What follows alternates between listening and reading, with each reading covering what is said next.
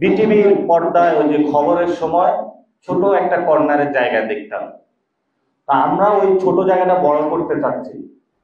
আপনারা সংবাদ পাঠ করবেন, আপনারা আমাদের প্রশাসনের ক্যাডারে আসবেন, আপনারা রাজনৈতিক দলের নেতৃত্ব দিবেন, কারণ আপনারা বুদ্ধি প্রতিবন্ধী নয়। বাংলাদেশে অনেক সুস্থ মানুষ রয়েছে যারা সংস্কার চায় না, বিশেষত তাদেরকে আমরা বলি বুদ্ধি প্রতিবন্ধী। এইসব বুদ্ধি প্রতিবন্ধীদের থেকে আমাদের মুক্তি পাইতে হবে। এই জন্য আপনারা যারা প্রতিবন্ধী রয়েছেন, আপনাদের বুদ্ধি ঠিক আছে, আপনারা বাংলাদেশে চান যে একটি সংস্কার প্রক্রিয়া বাস্তবায়ন হোক, কিন্তু আমরা অনেকগুলো মানুষকে দেখি যাদের হাতও ঠিক আছে, পাও ঠিক আছে, চোখও ঠিক আছে, কিন্তু চিন্তার মধ্যে একটু গলদ রয়ে গিয়েছে। ওনারা বাংলাদেশে সংস্কার চায় না। এই জন্য জাতীয় নাগরিক পার্টির এই প্রতিবন্ধী যে উইং রয়েছে, আপনাদের একটি সংগ্রাম করতে হবে।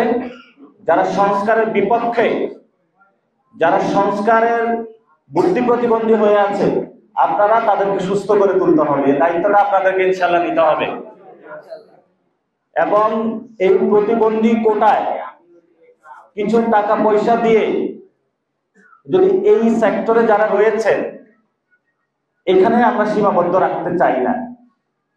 আমরা আপনাদের জন্য সোসাইটিতে প্রত্যেকটা জায়গাতে, প্রত্যেকটা ক্ষেত্রতে স্পেশাল স্ট্যাটাসের মধ্য দিয়ে এমন একটা প্রক্রিয়া আমরা যেতে চাই যেখানে আপনার সর্বপ্রক্রিয়ায় অংশগ্রহণ করতে পারবেন। আমরা এটা নিশ্চয়তা বিধান করতে চাই। এবং আমার এই যে নাবিদ নওয়াজ ভাই আজকে বলেছিলেন যে আমাদের প্রতিবন্ধী একজন নমিনেশন নিয়েছেন রংপুর থেকে, মজরু ভাই। আমাদের নমিনেশন আবেদন প্রক্রিয়া বন্ধ রয়েছে।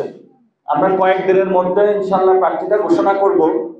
এটা আপনাদের জন্য এখনো খোলা। আপনারা যদি আরো পারেন, ইনশাআল্লাহ এই ইলেকশনে আমরা যারা প্রতিবন্ধী ভাই এবং বন্ধুরা রয়েছেন, ওনাদের আমরা নমিনেশন দিতে চাই। এটা আমাদের নীতিগত সিদ্ধান্ত।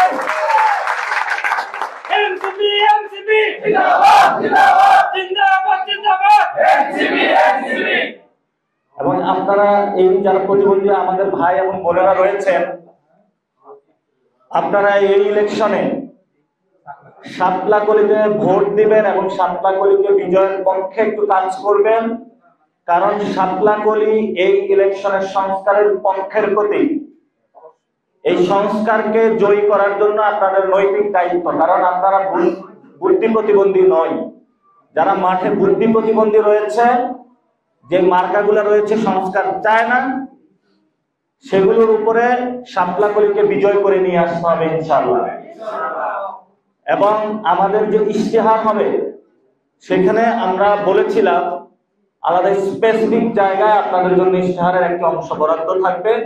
আপনাদের নিয়ে আমরা পরিকল্পনা আলাদা সমাবেশ করে এই সেক্টরকে কিভাবে আমরা উন্নয়ন ঘটাতে পারি এবং আপনাদেরকে কিভাবে একসাথে আপনাদের জীবনের যে প্রতিবন্ধকতা রয়েছে, এটা যাতে আপনার সন্তান, আপনার ভাই হয়ে, আমি সমব্যথী হয়ে একইভাবে কাজ করে সবাই একসাথে সমাজে বিকাশ লাভ করতে পারি, সুন্দরভাবে থাকতে পারি, এই প্রত্যাশা নিয়ে জাতীয় নাগরিক পার্টি কাজ করছে।